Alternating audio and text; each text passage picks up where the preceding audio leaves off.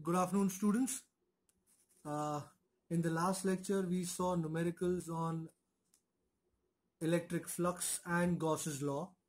Today, we are going to do numericals on the applications of Gauss's law and some additional exercises. All this is from the 12th standard NCERT textbook. Today, in our itinerary, we have numericals 21, 22, 23, 24, 25, 33 and 34. 25, 33 and 34 belong to additional, and we'll do illustration number 13. So let us just start. We are looking at numerical 21.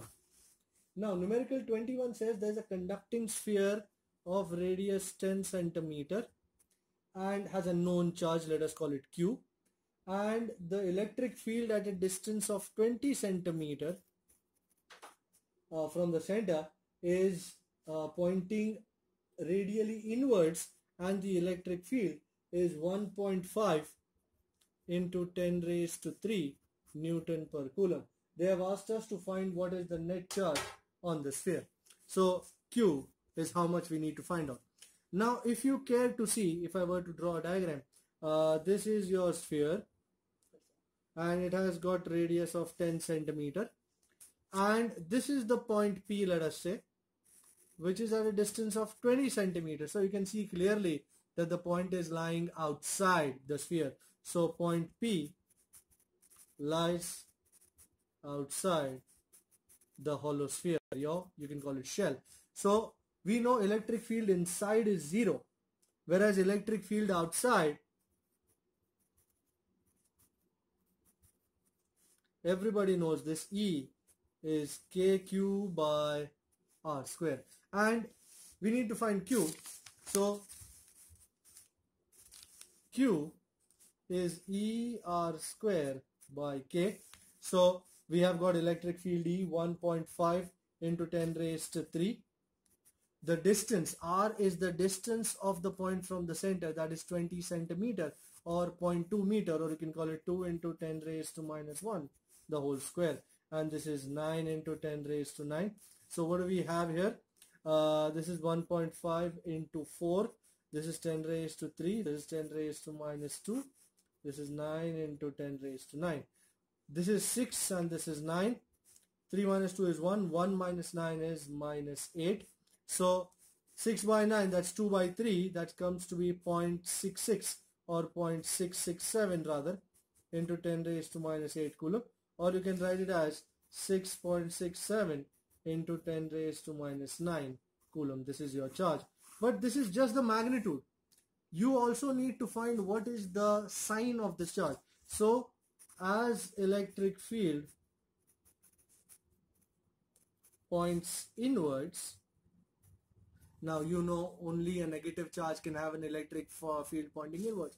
So suppose that Q is negative, and thus as a result, finally the answer that you have, Q, is minus 6.67, and 10 raised to minus 9 is nano.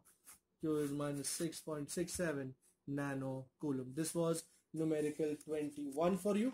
Then we have numerical 22. Numerical 22 states that a uniformly charged conducting sphere of diameter 2.4 meter. If diameter is 2.4, then how much is the radius? It is d by 2. This is 1.2 meter. And had a surface charge density sigma is 80 microcoulomb per meter square.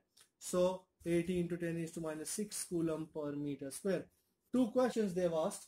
First is find the charge Q, and secondly, what is the total electric flux? Okay. Now for part A, surface charge density. We dealt with this idea. Surface charge density is the charge per unit area.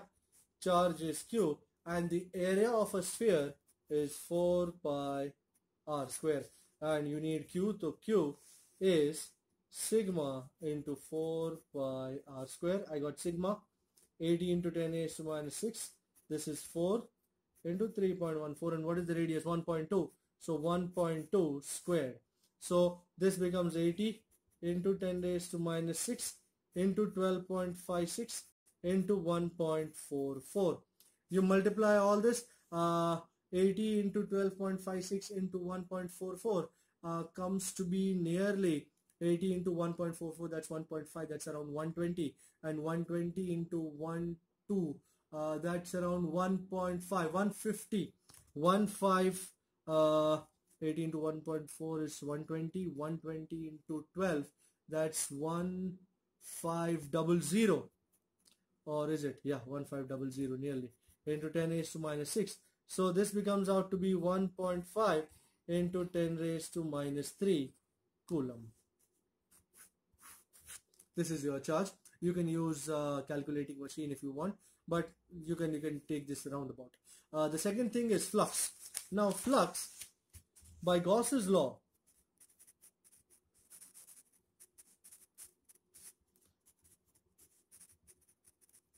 from a lot many things that Gauss taught us, he said flux phi was sigma q by epsilon 0. So this is q by epsilon 0. Q being 1.5 into 10 raised to minus 3 over epsilon 0, 8.85 into 10 raised to minus 12. So minus 3 plus 12, that's 9, and 1.5 by 8.85. 8.85 is nearly 9. So 1.5 by 9, that's 1 by 6. Or you can call it 10 by 6 into 10 raised to 8. That's around 1.7, 1.67 into 10 raised to 8. Flux is Newton meter square per coulomb. So as easy as it looks and as easy as it is. We are looking at number 23 now. Number 23 tells me that an infinite line charge produces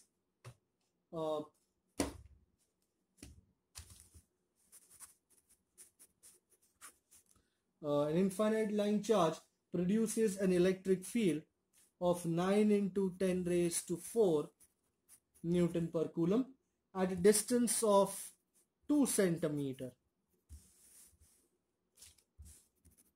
And they've asked you linear charge density. Now, for an infinite line charge electric field, E, if you remember, it was lambda by 2 pi epsilon 0 r, or we had another equation also, it was 2k lambda by r. So I think this is the better form, 2 into 10 raised to 9 into lambda over r is 2 into 10 raised to minus 2 meter, and electric field is 9 into 10 raised to 4. We are in search for lambda. So 9 into 2 into 10 raised to 2. I've taken this up here. Over 2 into 9 into 10 raised to 9. As beautiful as it looks and it sounds, this is 10 raised to minus 7 coulomb per meter. So this is your electric field line charge density, lambda, which is 10 raised to minus 7 coulomb per meter. Then we go to numerical number 24. And for numerical number 24, I think we saw this tip once while we were doing the theoretical idea, that supposing I have two plates, you know, electric field due to a single plate is sigma by 2 epsilon 0. If this would be sigma 1, this would be sigma 2. Then due to this sigma 1, there would be three regions. This is field 1, this is field 2. There would be three regions, 1, 2 and 3. And we would write down the electric fields in this way. This is pointing this direction, sigma 1 by 2 epsilon 0. This is in this direction also, sigma 1 by 2 epsilon 0. Again this all three arrows are due to this plate. Now due to plate number 2, the three arrows are like this, sigma 2 by 2 epsilon 0, and here it comes this direction, sigma 2 by 2 epsilon 0, and here too the same way, sigma 2 by 2 epsilon 0. If you look at this region, can you see both arrows pointing in the same direction? So net electric field is this direction, which is sigma 1 plus sigma 2 by 2 epsilon 0. Here the same way, electric field this direction, sigma 1 plus sigma 2 by 2 epsilon 0.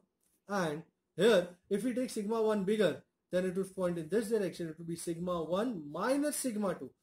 The reason is, can you see the two arrows are opposite to each other? So the net would be the subtraction. Now this is the general case. I am talking about a special case. A special case wherein we've got the same two plates, but this is plus sigma and this is minus sigma. I am not going to change the direction of the arrows. In place of sigma 2, that we had here, I'm going to write minus sigma. So let us do the first three arrows for this plate.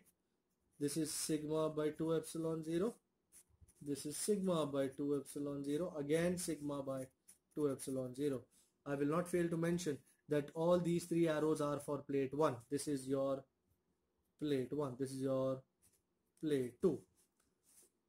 And now the three arrows for this plate coming out again, keeping the direction intact.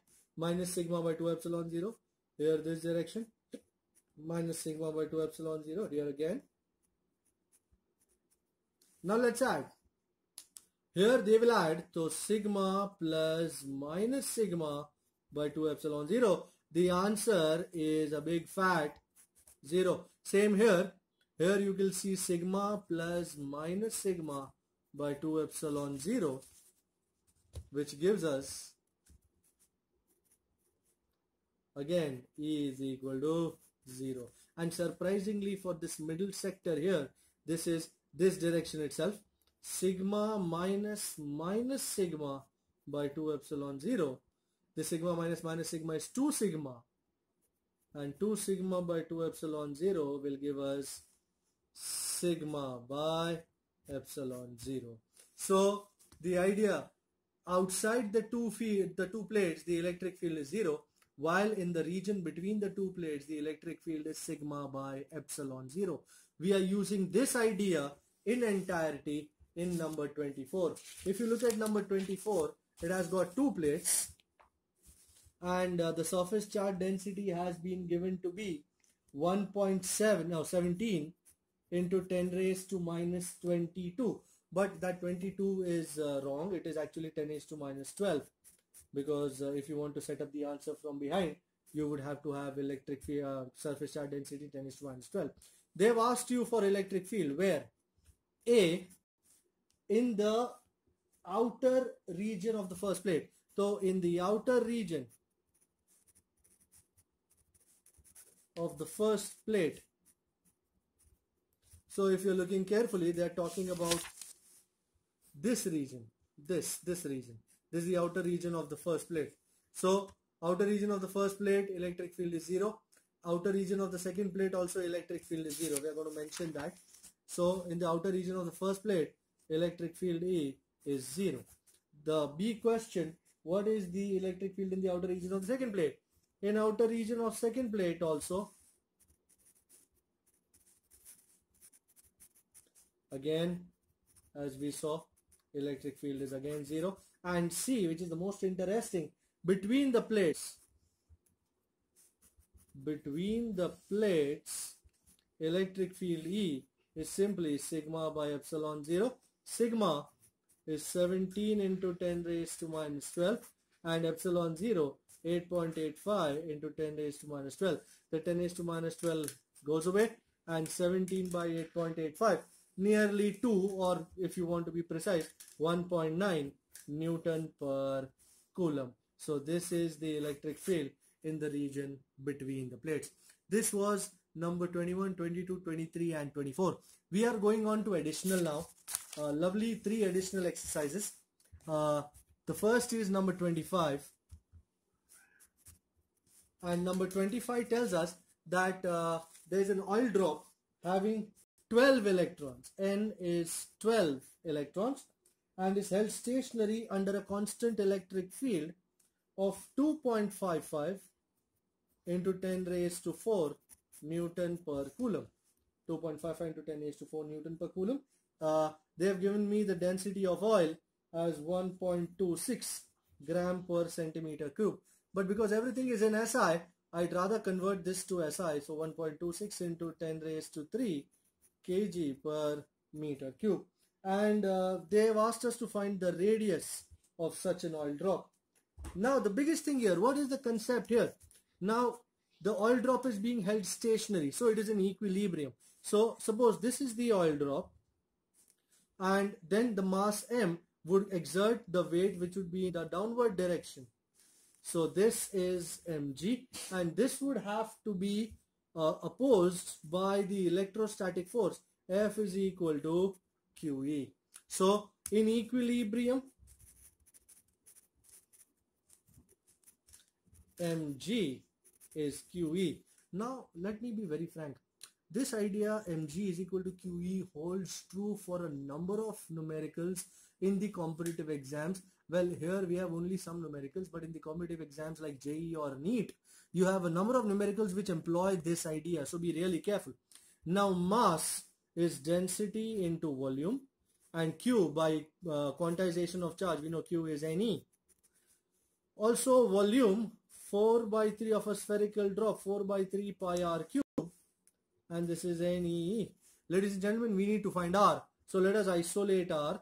So R cube is, this 3 goes here, 3 NEE, the whole over 4 pi rho g, and nothing is left except to substitute values. 3, N is 12, E is 1.6 into 10 raised to minus 19, electric field 2.55 into 10 raised to 4 over 4 pi density of oil 1.26 into 10 raised to 3, and G you can safely take it as 10. So it is in this way. Now if you were to simplify this idea, what you would have to do, minus 19 plus 4 is minus 15. This is 4 3s are, 3 3s are is 9 into 1.6 into 2.55, and this is 3.14 into if you want you can write it as 12.6 into 10 raised to 3. Now this 3 goes up, minus 15 minus 3 is minus 18. Let me take it backwards. I would love minus 18 because this is our cube out here. I can take the cube of minus 18 easily. Now if I were to do this, 3.14, 1.9 into 1.6 into 2.55, and this is 12.6. 12.6, if you want to multiply, you can do this. 9 into 1.6 is 14.4. This 14.4 into 2.55, let me take it here. 14.4 into 2.55, and downwards 3.14 and 12.6. Now if you see this 12.6 and this 14.4, you can say it is around 1.2 or 1.3, and 1.2 1.3 into 2.55 divided by 3.4 is nearly same. So this comes out to be nearly 1, and this is 10 raised to minus 18. I'm just estimating. So taking cube root, so this is 10 raised to minus 6 meter or 1 micrometer. The answer given in the back is 9.81 into 10 raised to minus 4 millimeter, which is roughly 1 micrometer. So this is number 25 for you. Before I do 33, I might give you a tip. Now this tip is based on the idea that let's have a blue pen out here. I have a blue pen and I will use it to show the electric field.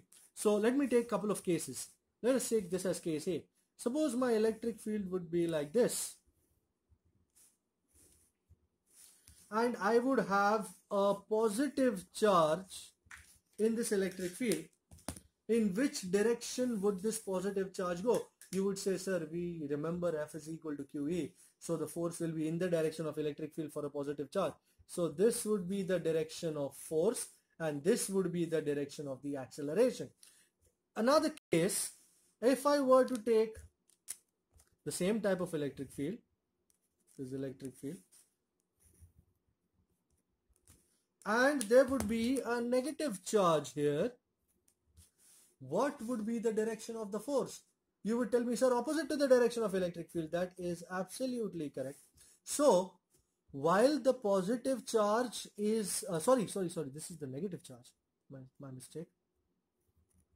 So if the negative charge is moving in this direction, let us say, then it will experience a constant force in the opposite direction. So velocity is this direction while acceleration is in the opposite direction. Do not forget this.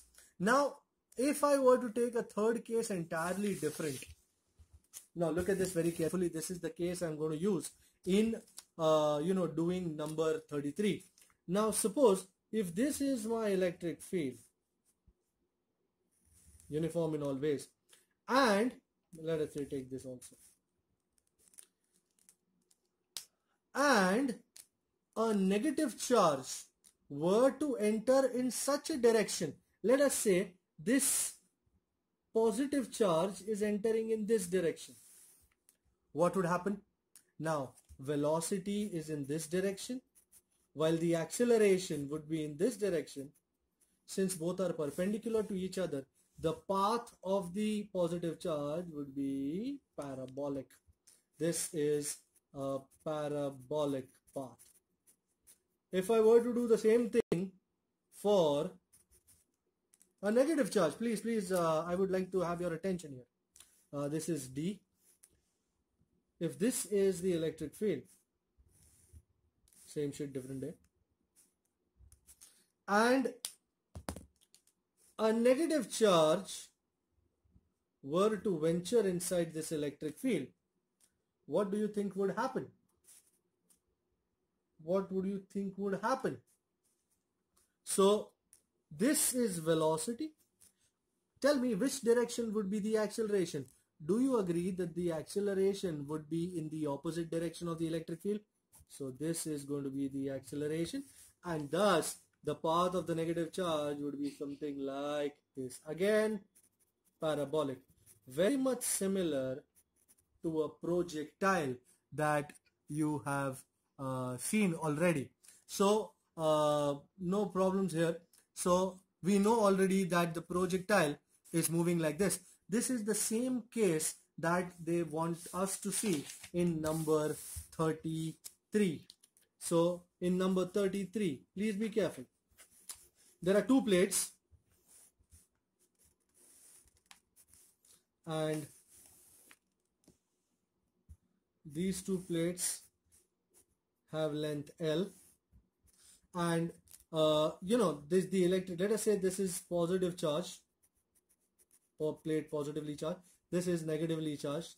Electric field always goes from positive charge to negative charge.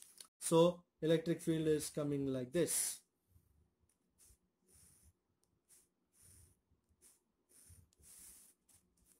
And in such a situation, they have an electron somewhere here, and this electron, this negative charge, let us say, is moving with the speed Vx, is entering with the speed Vx in this electric field. First things first, in which direction is the velocity? It is along the x direction. In which direction would be the acceleration? The acceleration would be along the y direction. So let us first see. In the first thing, force F is QE and it is same as ma. So acceleration A is QE by m, but this acceleration is only along the y direction. Now in the horizontal direction, how much is your initial speed? It is Vx. How much is going to be the distance traveled? If you see, the distance traveled is going to be L. So distance is L. How much is acceleration? It is 0. And let us say time taken is t. We have got a lovely equation. D is V0t plus half AT square. How much is distance? It is L. V0 is Vx. This is time t. Acceleration is 0. So we land up with time t as L by Vx. We call this equation number 1. Now in the vertical direction,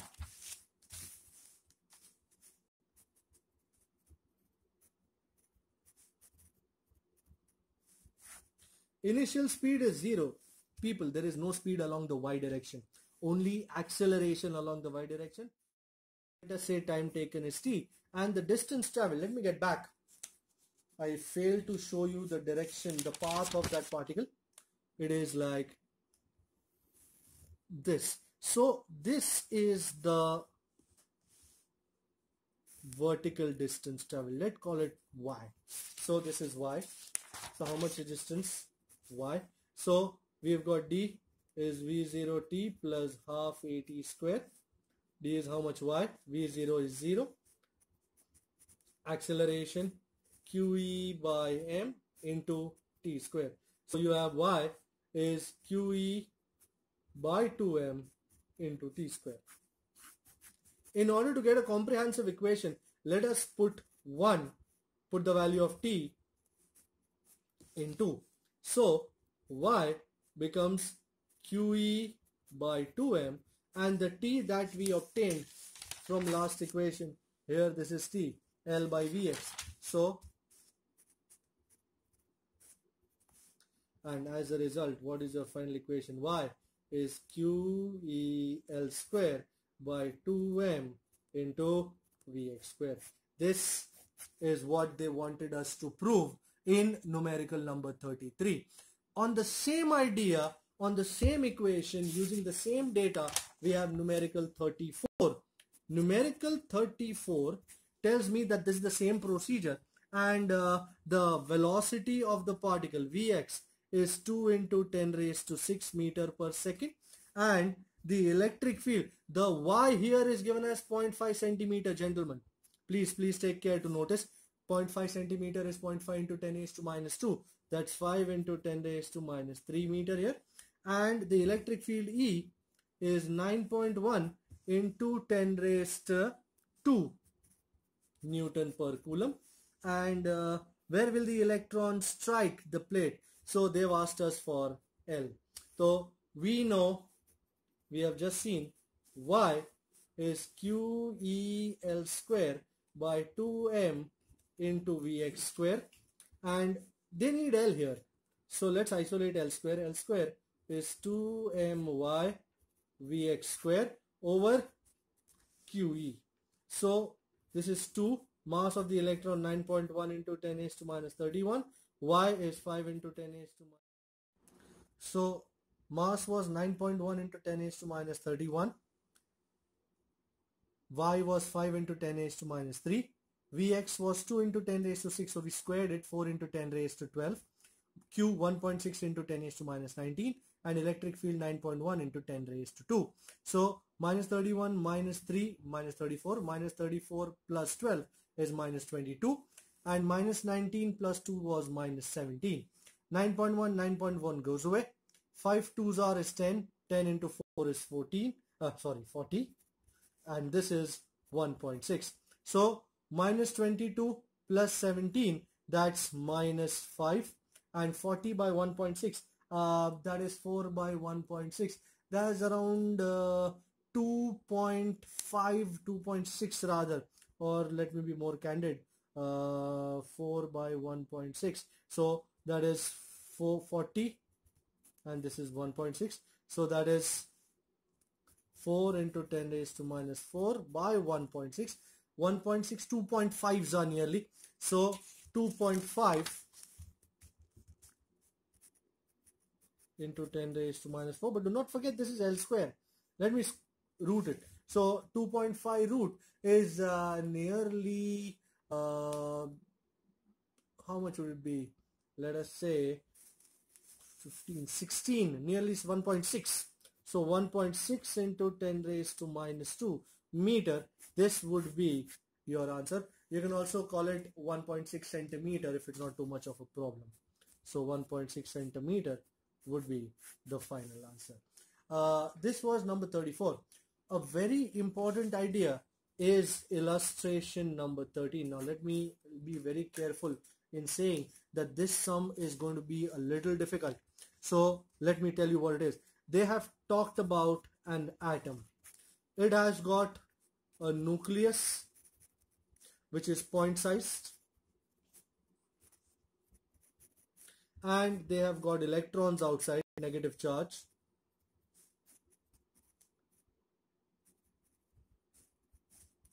And together they make up the atom. So understand this, you've already seen an atom. Let us say the atomic number is Z. What does atomic number mean? It is the number of protons in the nucleus. It also stands for the number of electrons around the nucleus, revolving around the nucleus. So if there are Z protons, you know every proton has got charge plus E.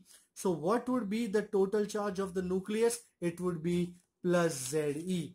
And if electrons are also Z, what would be the total charge of the electrons around the nucleus? That would be minus ZE. So in essence, you know that the net charge of an atom is 0, because plus ZE minus ZE becomes 0. So let me draw this here. Remember, an atom is a three-dimensional idea. This is the atom. This is the point charged nucleus, point sized. And this has got charge plus ZE. This is all written in black. And the negative charge is all here. This is like a laddu actually, you know, a laddu. I love a laddu. And this, the whole charge here is minus ZE. Now this is point size, let me be very frank. And the radius of this whole thing is R. And because it is a three-dimensional idea, then we will define volume charge density. So volume only for the outer region, okay? Volume charge density, you know, rho is charge per unit volume. So how much is the charge? It is minus ZE. And how much is the volume of this, you know, this what do you call it? This sphere. This is a solid sphere. You know, it is filled with electrons. Like very much like a laddu, as I can say. This is also a solid sphere. It is not a pani puri. This is not hollow. This has got charge. So 4 by 3 pi r cube. So this is going to be my volume charge density. Now they have asked us to take 2 points. First point, consider the point lying inside the atom at a distance small r from the center. Now here, remember, r is less than bada r. So let us go on and let us look at what happens now. We will have to use Gauss's law, don't forget. So this is my, let us say this is point P, and this point is at a distance small r. This is plus ZE, this is minus ZE. And in order to use Gauss's law, we will have to consider a Gaussian surface. So I am considering, this is my Gaussian surface, this blue colored. Now we will have to use Gauss's law. Gauss's law states that by Gauss's law, flux phi, which is integral E bar dot dA bar over the entire surface, is sigma q by epsilon 0. Now here, electric field is E. And what is the area of the Gaussian surface? This is the Gaussian surface having radius small r. This whole thing is big R. Then what is the area of the Gaussian surface? E into dA bar is E into 4 pi r square. So let me write it, E into dA bar, E bar dot dA bar is E into 4 pi small r square, because small r is the radius of the Gaussian surface. And sigma q.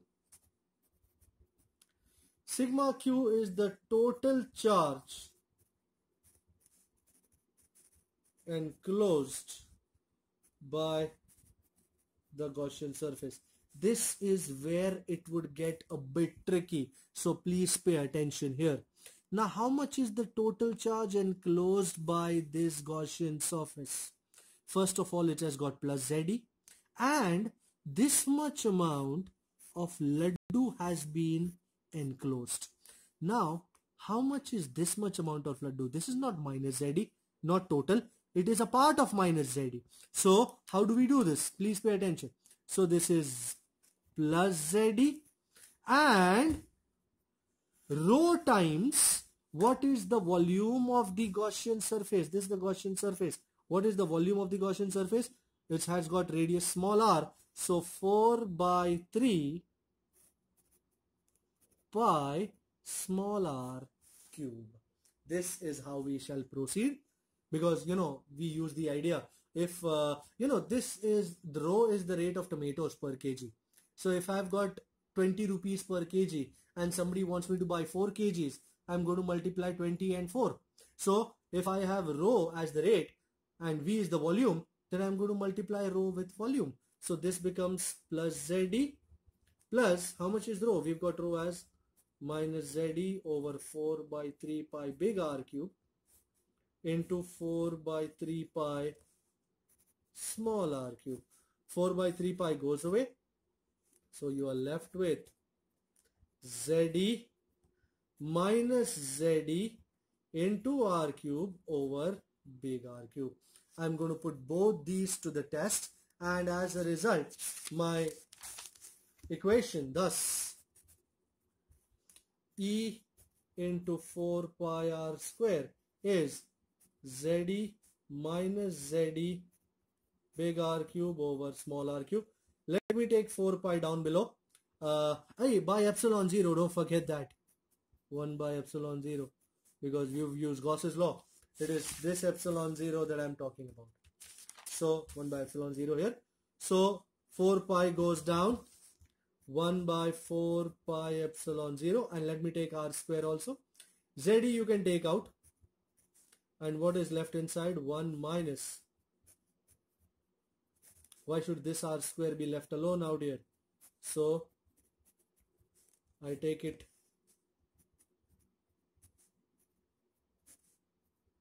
down below, and r cube and r square, one small r remains, which gives me E is ZE over 4 pi epsilon 0 1 by r square minus r by r cube. This was a very lovely idea, but it's not all.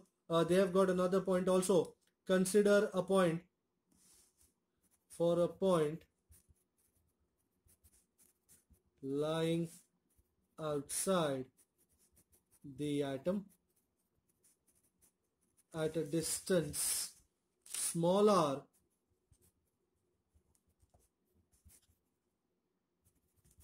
from the center of the atom. Here small r greater than big R. So I'm going to draw the diagram again. I love drawing diagrams because a diagram is half the truth. So this is my laddu, this is my atom, and this is that point charged ZE. This is minus ZE, and the point is lying outside here. Let us say this point S. This is R, and if you want to use Gauss's law, you better draw a Gaussian surface. So I have a three-dimensional closed Gaussian surface, and before anyone forgets it, I will write Gauss's law. By Gauss's law, I'm sure you're saying it with me, flux phi, which is integral over the closed surface E bar dot dA bar, is sigma q by epsilon 0. We already know E bar dot dA bar is E into 4 pi small r square. Here integral E bar dot dA bar is E into 4 pi small r square. This is always going to be the same because r is going to be the radius of the Gaussian surface. So this is going to be 4 pi small r square. But sigma q is the charge enclosed. And if you are awake and you are looking,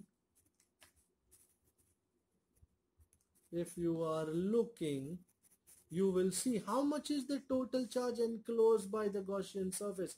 Isn't it plus ZE minus ZE. Is there anything out here? No, there is nothing out here. So it is only plus ZE and minus ZE. So which permits me to write plus ZE minus ZE, which is 0. Oh my god. Therefore, E into 4 pi r square is 0 by epsilon 0, which gives me electric field is 0 outside the atom due to the atom. Alright, this is the most important numerical that we did of today, the illustration. Also illustration, numericals 33 and 34 were also very important. My numericals for chapter 1 from the textbook are nearly over, and next time we meet there will be different types of numericals for competitive exams like JEE and NEET, which we shall do. Till then, happy solving.